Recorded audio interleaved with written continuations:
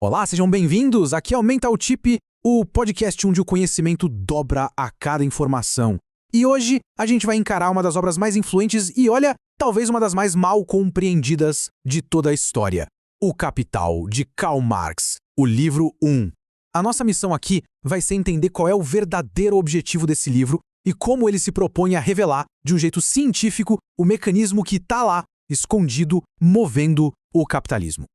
Essa frase é, sem dúvida, uma das mais famosas e, vamos combinar, chocantes do livro. Ela já joga a gente direto no olho do furacão da investigação do Marx. E o ponto é, para ele, isso aí não era só uma metáfora poética, não. Era a descrição literal de um processo que ele ia passar centenas e centenas de páginas analisando em detalhes. Então, vamos pensar nesta nossa análise como se a gente estivesse abrindo o capô de um carro super complexo pela primeira vez. Sabe, a gente vai olhar peça por peça, entender como uma se conecta na outra e, finalmente, descobrir o que é que faz esse motor todo funcionar. Ok, então vamos lá. Antes de tudo, a gente precisa entender o básico. Qual era a verdadeira missão do Marx quando ele decidiu escrever o Capital? O que ele queria de verdade? Olha, a primeira coisa que a gente precisa tirar da frente é um grande mito. Este livro não foi escrito para ser um panfleto político, um chamado para ir para a rua. O Marx via isso como um trabalho científico. Ele não estava só atacando o capitalismo. Ele estava tentando desvendar as leis internas do sistema. Mais ou menos como um físico tenta entender as leis da gravidade. O próprio subtítulo da obra já entrega o jogo: Crítica da Economia Política. O ponto central, então, é que ele queria ir muito além do que se via na superfície. Na visão do Marx, os economistas da época dele descreviam o mercado, mas não explicavam o motor por trás de tudo. Ele queria responder perguntas que para ele ficavam no ar. De onde é que o lucro vem de verdade? E por que um sistema que é capaz de criar tanta riqueza também cria, de forma quase que inevitável, tanta desigualdade? E essa citação do próprio Marx, bom, ela resume perfeitamente a intenção dele. Repara que ele não está falando de moral, se é certo ou errado. Ele fala de uma lei econômica do movimento, como se o capitalismo fosse um organismo vivo, sabe, com DNA próprio, que ele se propôs a decifrar. Beleza, mas se o objetivo é investigar um sistema tão gigante e complexo, por onde se começa? A resposta que o Marx deu para isso foi, no mínimo, surpreendente. Pensa bem, ele não começa falando de dinheiro, nem de fábrica, nem de banco. Ele começa com a coisa mais básica, mais onipresente da nossa vida: a mercadoria. É isso mesmo. Uma cadeira, um celular, um pacote de café. Mas por quê? Essa analogia com a biologia é a grande sacada. Do mesmo jeito que uma única célula tem todo o código genético de um ser vivo, o Marx acreditava que se ele analisasse a mercadoria bem a fundo, ele ia encontrar ali dentro todos os segredos do sistema capitalista: o trabalho, o valor, o dinheiro e, o ponto principal, o lucro. Tá tudo ali, naquela célula. Esse é o método dele, de forma bem resumida. É uma construção super lógica, quase como um argumento matemático, sabe? Ele pega um conceito, analisa por todos os lados e só depois passa para o próximo, mostrando como uma coisa leva a outra. É por isso que a leitura do livro pode ser bem densa, mas é por isso também que o argumento dele acaba sendo tão poderoso. E é justamente essa análise super metódica que nos leva direto para o grande quebra-cabeça que o livro 1 quer resolver, o verdadeiro coração de toda a investigação. Essa é a pergunta de $1 milhão, literalmente. Vamos pensar juntos. Se toda a troca no mercado fosse justa, ou seja, se todo mundo trocasse coisas de valor equivalente, como é que alguém consegue, de forma consistente, terminar o dia com mais dinheiro do que começou? De onde é que vem esse extra, esse a mais? As respostas mais comuns na época do Marx eram bem simples. O lucro vem da esperteza do vendedor, de passar a perna no comprador, ou só de inflar o preço. Só que, para o Marx, isso não explicava como o sistema inteiro gerava lucro.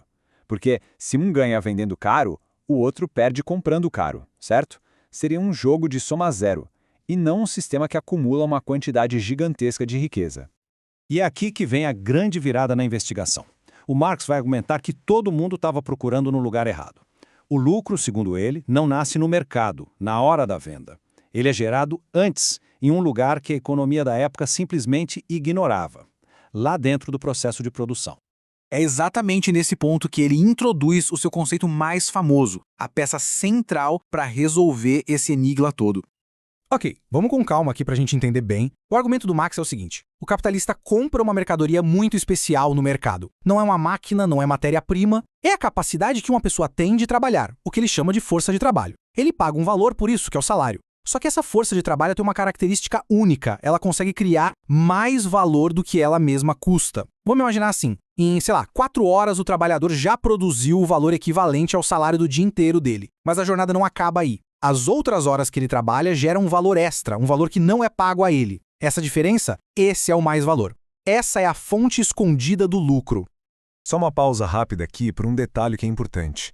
Nas traduções mais recentes, como a da Boitempo, se usa o termo mais-valor, que é mais próximo do original em alemão, Mehrwert. Mas, com certeza, muita gente já ouviu por aí o termo mais-valia. A boa notícia é, são sinônimos. Significam exatamente a mesma coisa. A diferença é só de tradução e de tradição acadêmica, mas o conceito é o mesmíssimo. Mas o Marx não era só um teórico falando de coisas abstratas. Para provar o ponto dele, ele mergulhou de cabeça em centenas de relatórios do governo, depoimentos de inspetores de fábrica, notícias de jornal. Ele queria mostrar como essa busca teórica pelo mais-valor se traduzia em consequências bem reais e muitas vezes bem brutais na vida das pessoas. Histórias como essa da Marianne Walkley são a prova humana da teoria do Marx. A necessidade de extrair o máximo possível de trabalho não pago levava a jornadas de trabalho que eram simplesmente desumanas. O caso dela não era uma exceção, infelizmente. Era um sintoma brutal do sistema. Era a consequência lógica daquela busca sem fim por mais valor. E os números? Bom, os números confirmavam as histórias. O Marx levantou dados que mostravam que a expectativa de vida de certas classes de trabalhadores era décadas menor que a da aristocracia. A exploração, então, não era só uma questão de sofrimento. Era uma questão de vida ou morte, com anos de vida sendo literalmente consumidos para alimentar a produção de lucro. E essa lógica, claro, se estendia aos mais vulneráveis. O Marx documentou de forma exaustiva como o trabalho infantil era uma peça essencial para o sistema. Não por uma maldade individual dos donos de fábrica, ele argumentava, mas porque a força de trabalho das crianças era barata e podia ser explorada por horas a fio, gerando mais valor. O que a gente viu até agora é só a base de tudo, a descoberta da pista principal. O resto do livro todo se dedica a construir o caso completo, a partir dessa grande revelação. O livro 1 inteiro é essa jornada lógica. Ele parte da mercadoria para explicar o valor, aí mostra como o dinheiro vira capital, com um único objetivo de gerar mais valor, e depois analisa em detalhes todas as estratégias para aumentar essa extração. Coisas como aumentar a jornada de trabalho ou introduzir novas máquinas. E é exatamente por aí que a nossa análise vai continuar. Para entender o sistema todo, a gente precisa voltar para o comecinho e desvendar os segredos da sua célula fundamental. No nosso próximo encontro, vamos mergulhar de cabeça na mercadoria e finalmente entender por que ela é o verdadeiro ponto de partida de O Capital. Este material foi gerado com apoio de inteligência artificial para maximizar clareza e profundidade. Para uma compreensão completa, a leitura da obra original é fortemente recomendada. Se gostou do conteúdo, não se esqueça de curtir e compartilhar. Mental Ship, onde o conhecimento dobra a cada informação.